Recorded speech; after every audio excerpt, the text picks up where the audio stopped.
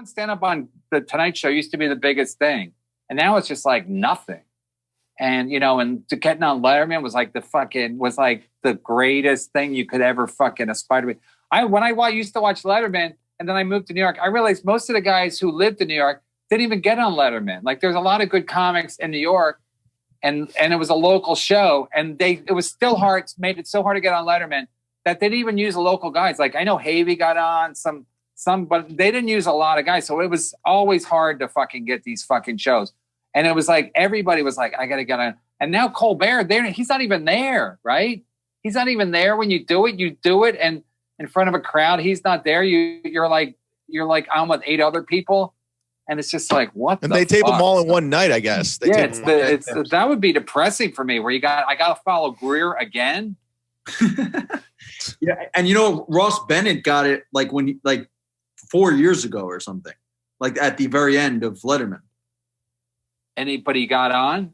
He got on like 5 years ago, maybe. No, but I'm talking about Letterman in the 80s when like everybody wanted to be on Letterman. And it was like, and Letterman was a New York show, but it was so hard to get on that they wouldn't even use the, like when I got here, when I moved here, I was like, wow, a lot of these guys haven't even been on Letterman.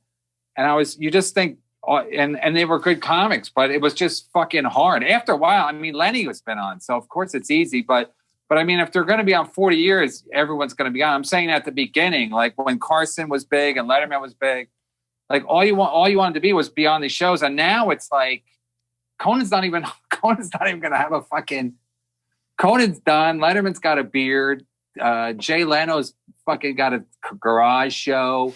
So, but it's still really, the point is that it's amazing that these late night talk shows have no juice for stand-up, because at the beginning it was all about that's all you could ever want to be to get anywhere was to get on Letterman or Conan. I mean, or Carson.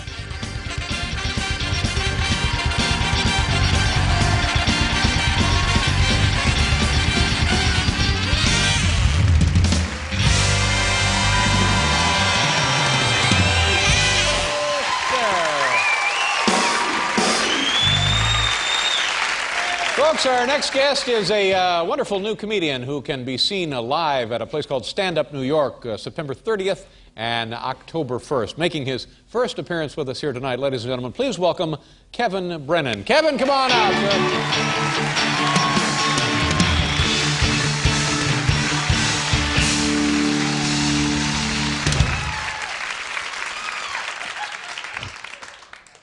How's it going? So I live in Queens, and they're selling crack in my neighborhood. Finally, I thought I got robbed recently. They broke into my house. They took my TV and my VCR, and they drank my juice. They stopped for a juice break. You know why? Because cops in my neighborhood have bikes. They're doing this. Cops on bikes. They have criminals with Mercedes with bulletproof windows. The cop's on a Schwinn. The only guy you can catch on a bike is a guy going slower than you, like a guy in a pogo stick, or a guy robs a bank on stilts. He's like, oh no, I'll never get away. Stilts are bad for bank jobs. They should give the cops Scud missiles in New York. Then you get results. We got you surrounded with Scud missiles. Gotta be like, I'm coming out, As it is, the cops are like, hey, we got you surrounded with bikes. You'll never get away unless you have a car or a moped or a friend pick you up. I got a super soaker. New York is so weird, though. Oh, man. Everyone's so weird. Like, am I lying or what? I mean, it's unbelievable. Like, let's say you lived in, like, Iowa. And you walk down the street doing this all day. Yeah. They would arrest you in Iowa. After 5 minutes, you'd be in jail going, it's just going, yeah. I can't do that, yeah? In New York City, you can do that all day long. No one will pay any attention to you. I did it the other day. Walked down the street all day long. Yeah. One weird guy came up and said, are you my father?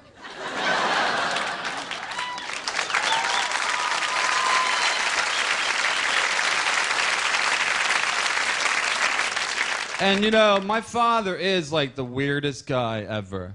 I mean, that was a segue, but my father is very strange. No, my dad is like, he's watching too. Dad, you're weird, okay? This is a true story. When I was 3 years old, we had a dog, and the dog got sick. My dad had to put it to sleep. He took it into the woods and shot it, which was traumatic for me because I was close to the dog. Actually, I was holding it, you know, so... So I was just in Iowa. I'm in Iowa, and I like it there though, because it's like, but they're weird there too. I was doing a show. I go, what are you guys gonna do after the show? They go, we're going cow tipping. Cow tipping. Yeah. And they explained to me what it was. Cows sleep standing up, so these kids get drunk, and then they push over the cow, and then they run from the cow, like the cow's gonna chase them, right? Like a cow would chase anybody ever. You could shoot a cow's brother in the face and he'd be like, moo, I don't care. I'm a cow, do whatever you want. But I'm thinking maybe the cows don't care. They're sleeping, standing up. So maybe when you knock them over, they're like, oh, this is much better.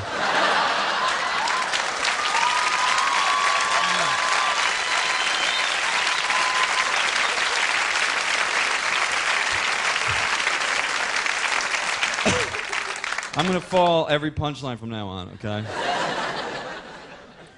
So, but that's really all you can make fun of anymore is cows, unfortunately, because people are so sensitive. I was at a show, and I do a lot of shows. So I was at a show, and I said to this, I was making an observation about women. No, I love women, but I was making an observation that I think women want to get married more than the guys do, because like if you go to a newsstand, right, you'll see like 30 bride magazines, right? There's no groom magazines. Right? We have porno. So anyway.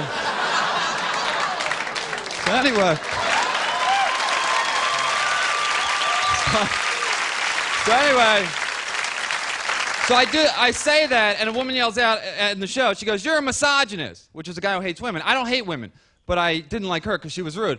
But I'm thinking after the show, what do you call a woman who hates men? And I realized there's no term for it, because women can hate men, because women have been oppressed for millions of years, so they can hate men. The point is, I'm a white male. I can't hate anyone. Any race can hate me. If I hate them back, I'm a racist. Women can hate me. All I can hate really is guys that are whiter than me. You know, like an albino. I've seen albino, I will kick his ass, seriously. Keep Larry Bird away from me. Edgar Winter, you're warned. Look at me. I'm crazy about this. I almost fell. But the thing is about all this, I'm a target. I am a target where I live in my neighborhood. There's so many different nationalities. I am a target. I'm a target of hate. I got jumped one time by this guy in my neighborhood who was from India, okay? And the guy put a knife to my throat, so I did an impression of a cow because they're sacred to people from India. And the guy gave me a ride home. Thanks a lot. You guys are a lot of fun. Thank you.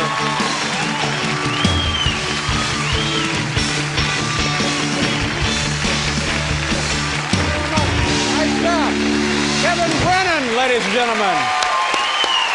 We'll be right back with Crash Test Dummies. Very funny.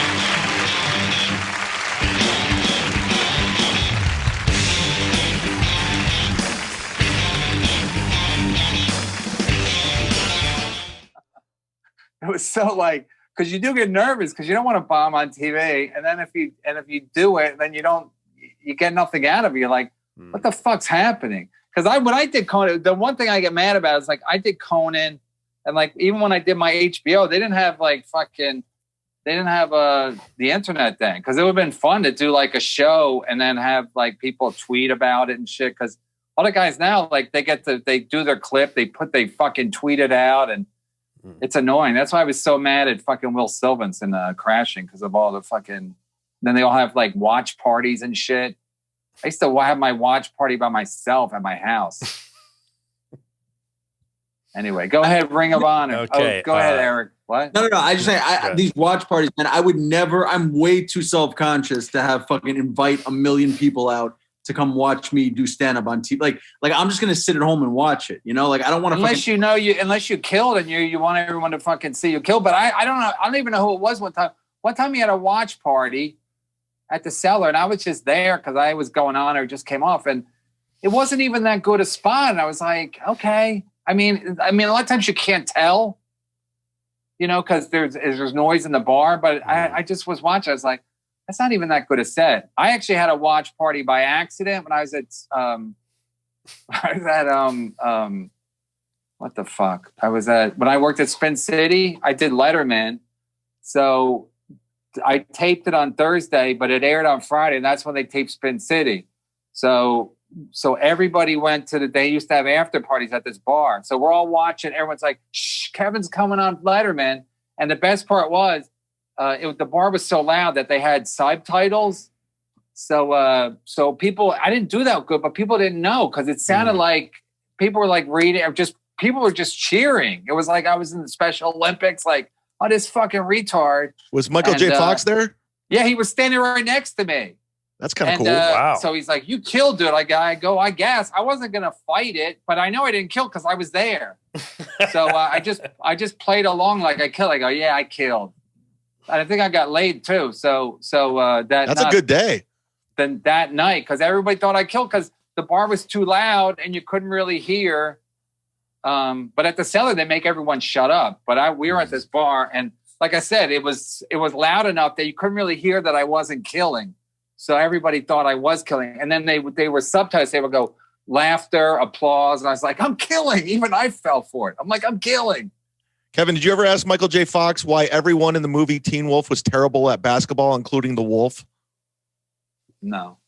Anyway, let's do the Ring of Honor. No, I didn't. Right. I don't think I ever saw Teen Wolf. But yeah, Michael, just to be fair, Michael J. Fox is a real good guy. Very funny too. Very funny off the cuff.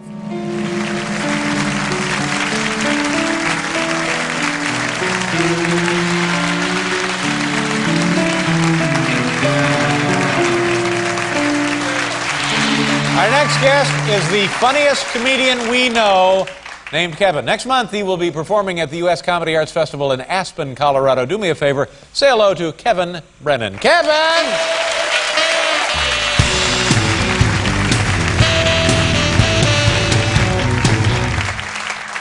Thank you. My name is Kevin. All right. So I just thought that might win you over. So I'm a winner also. I don't know if you guys, I'll show you this. I've been declared a $1 million winner. Can you see that?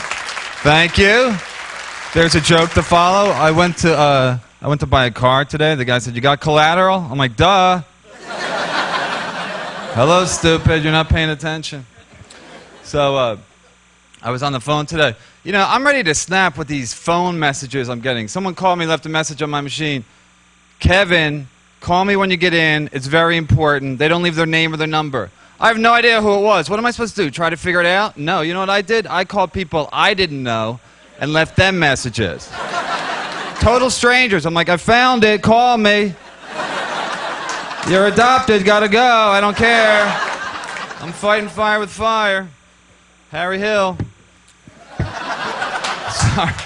So, I was on you guys ever been on an elevator? How many people? I'm very short on time, so how many people have been on an elevator? Okay, so I was supposed to hold it for the guy, but I'm not friendly. You know what I mean? So it was the holiday season. I had it by myself. I'm not going to share it, so I had it by myself. The guy's frantic, though. He's running. He's like, "Hold the elevator.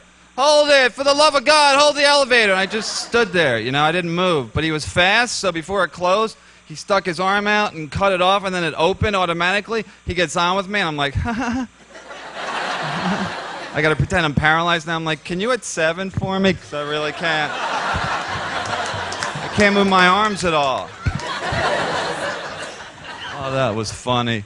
Seriously, I got no time for laughs. Anyway, so the whole point is this. I'm getting drunk right after the show.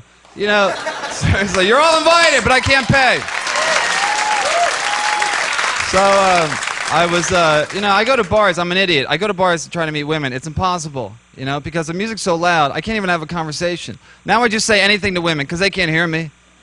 The other night I was like, "Hey, I met Bigfoot outside. Bigfoot's outside. You'll see him. He's got the big feet." She's like, "I don't know what you're saying. I don't. You wanna dance? You wanna dance? This is how I dance. You wanna dance? Wanna dance? Wanna dance?" She's like, "I don't know what you're saying, but can I buy you a drink?" "Sure. Yeah, you can buy me a drink." Thank you. Thank you. So I mean that. I mean that. Thank you. Anyway, so I was on a date. You know, didn't dates used to be fun? Did you guys ever go on a date? How many people have been on a date before? You know, I'm on a date with a vegetarian. Vegetarians are annoying and they gotta be stopped. You know what I mean? They gotta be stopped! Jeez, how much time? Now the whole point is, you gotta find out if she's a vegetarian before you go out with her. I was on a date, you know, I ordered a chicken sandwich. She goes, "You eat meat? You eat meat? I could never eat a living thing. I'm a vegetarian." I said, "Well, plants are living things too. They're just easier to catch. You know, you never have to sneak up on corn, do you? Be very, very quiet. I'm hunting for corn." Dating used to be fun, no more. Basketball used to be fun, pro basketball. Pro basketball, this is a very serious point I want to make. They make, seriously, those guys make too much money, and I'm pissed. You know what I mean? I look like I have a lot of money, but this suit's going back to the store tomorrow. The point is, seriously, the point is this. Shaq, you know Shaq, Shaquille O'Neal, $120 million for 7 years he's getting to play basketball. He's never even won anything. He's getting $1/10 billion to play basketball. Is that too much, or am I a jerk? You know, I'm not gonna have kids, but I am gonna adopt kids, the biggest, tallest kids I can find. I swear to God. I'm just gonna walk in agencies. Give me the biggest freak you got in here, okay? He's 8 feet tall and he's 2 years old. Get in the car, Clip. We're going for a ride. You guys were a lot of fun. Thank you very much for having me. I love you all. Thank you.